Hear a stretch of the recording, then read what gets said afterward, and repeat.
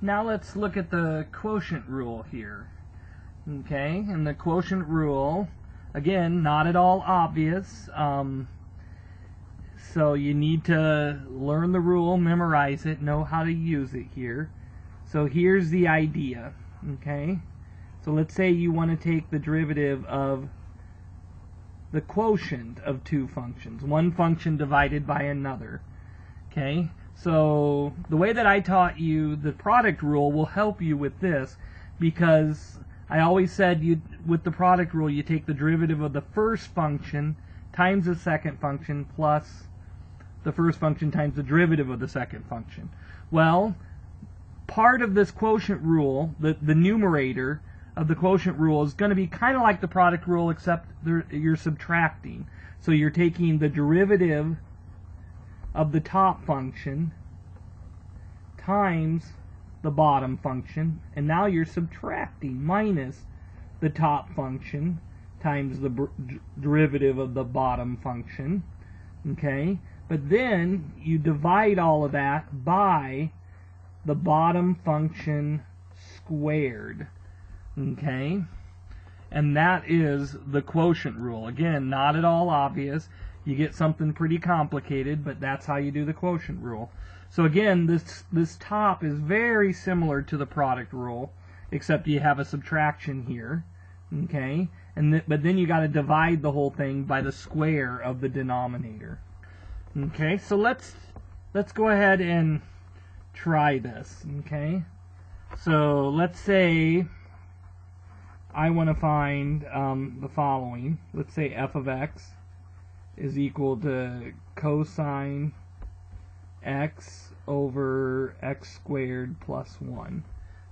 Okay, well,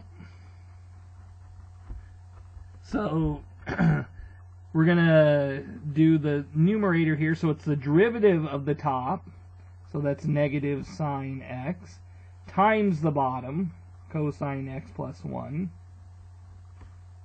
and then it'll be minus the top times the derivative of the bottom, 2x, and then all of that divided by the bottom squared. So x squared plus 1 quantity squared. And so that would be the derivative there. Okay. Let's try another one here. So let's say we have f of x is equal to, I don't know, we'll say the square root of x over e to the x. Okay. So to take the derivative, we're going to take the derivative. So I could rewrite this x to the 1/2 over e to the x. Take the derivative of the top, so that would be 1/2 x, and then subtracting 1 from the exponent gives me negative 1/2. And then I subtract, and then I multiply by the bottom, so that's multiplied by e to the x. So the derivative of the top times the bottom, okay, and then minus the top, x to the 1/2, times the derivative of the bottom, but the derivative of e to the x is just e to the x. And then I divide that by e to the x squared, so the bottom squared.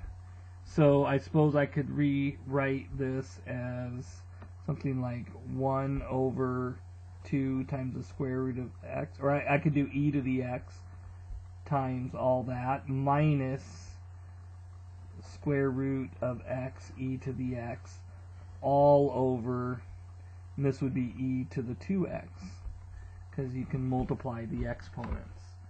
Okay, something like that. You could put this over a common denominator or whatever, or you could just leave it like this until you know what you want to do with it. Okay, once you have this, you have the derivative and you're good. Okay, any more simplifying is up to you. Okay, well, let's try some more here. Let's do, we'll do I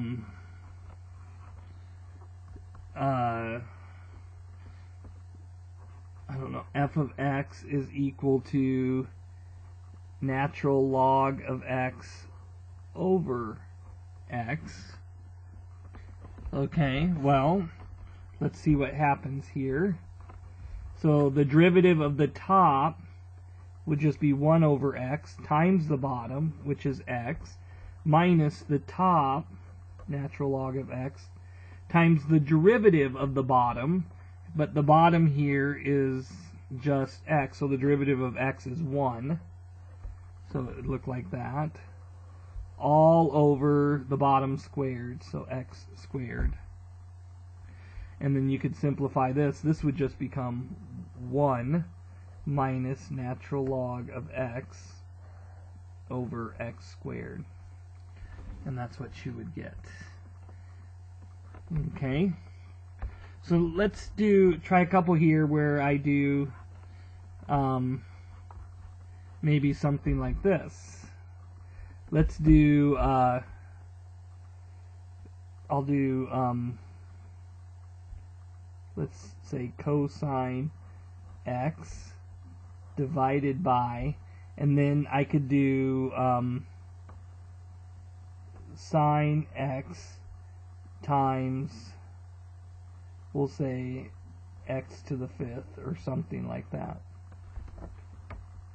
Okay, so basically here I have a product in the bottom, so when I take this derivative it might help me to do this to help me see. So I'm going to take the derivative of the top, which is the opposite of sine of x, times the bottom, which is sine of x times x to the 5th, minus the top times the derivative of the bottom. So I could do d dx and then write that, but you know what? I think I'm good. I can do the derivative of the bottom here. It's just that, well, maybe I will do what I'm going to do. So I'm going to do d dx. This is what I was going to do. And then I'll write this in here. Sine x times x to the 5th. And you see that's going to need the product rule, isn't it? So then I could rewrite all this as sine x times x to the 5th, all that squared. Okay, so that's what it would look like, but now I got to take the derivative of this. So maybe I can do a little simplifying as I do this. So two of these are like sine squared, but I'm going to take the x to the 5th in front. So negative x to the 5th times sine squared x. And then I'm going to subtract cosine x. And now I'm going to take the derivative of this, but I'm going to need to use the product rule. Okay, so doing that is going to give me the derivative of the sine of x is cosine x times x to the 5th. Okay, and then I'm going to add sine of x times the derivative of x to the 5th, which would be 5x to the 4th. And then I divide all that by this. Well, I can square both of these terms, so that'd be like sine squared x times 10 x, or I'm sorry, x times x to the 10th here. Square this, square that. So it looks something like that. And you could do some more simplifying. I could distribute the cosine through if I wanted. Maybe I'll do one more step of simplifying. So I'd get negative x to the 5th times sine squared x, and then distribute that over, give me negative, and maybe I'll bring that x to the 5th. I like to have the x to the 5th out, and then this would be cosine squared x, and then I distribute the negative over, and then I get cosine x sine x. Oops, I wanted to bring that out front. 5x to the 4th all over x to the 10th times sine squared x. Let me do that. I got one little, I got a space down here.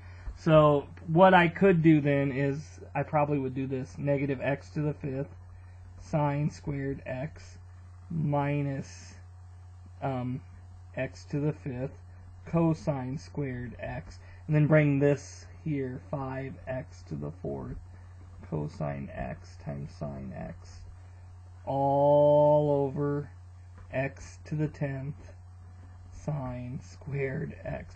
So you can see the derivative, when you take the quotient rule, can get very, very complicated. So the derivative of this is all of that. But this involved the quotient rule and the product rule. And that, you can see it can get very, very complicated very, very quickly. Okay? So I think that's enough here just to demonstrate the idea of the quotient rule.